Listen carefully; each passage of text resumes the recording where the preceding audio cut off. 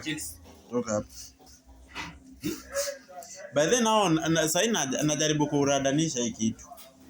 Mimi nilisema not unless Arteta akona mission. Yeah. Ama Arteta is a bad student. Lakini hatuwezi sema is a passing student. Juu kuanzia Januari tumesikia Man City iko na kesi. Wewe, nisikize nikuulize swali. Na hii kesi ingededuct Man City points kadhaa wangeenda huko chini. Wangerudi msituni tena. So hiyo kesi inapotea kwa kuziba. Piga hesabu gani? But then it makes sense.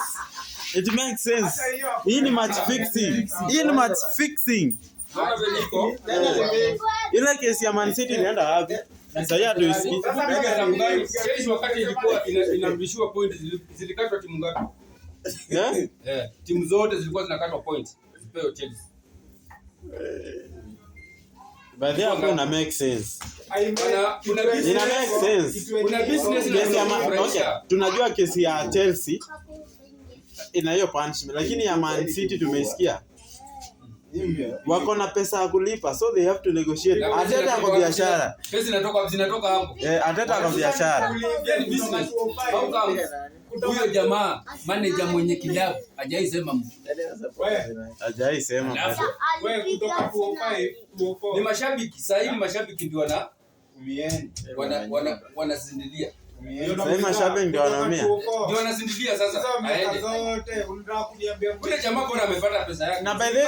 Na by the way mwenye Arsenal walisema hana uwezo wa kuvuta Arteta. Yes. Not unless sijui kitu alisema hapo. Shabiki. So sisi mashabiki ndio mimi Arsenal zero pressure. Zero pressure. Siwezi enda wacha ni support wrestling. Man U siwezi support hata na madawa. Sisi pesa tuko nayo. Man U siwezi support hata na madawa. Tuko na pesa. Hata niwekee uchawi. Siwezi support Man U. Tuko na pesa. Leo tunakulipa mzuri, ukicheza mbaya sisi tunakulipa pesa.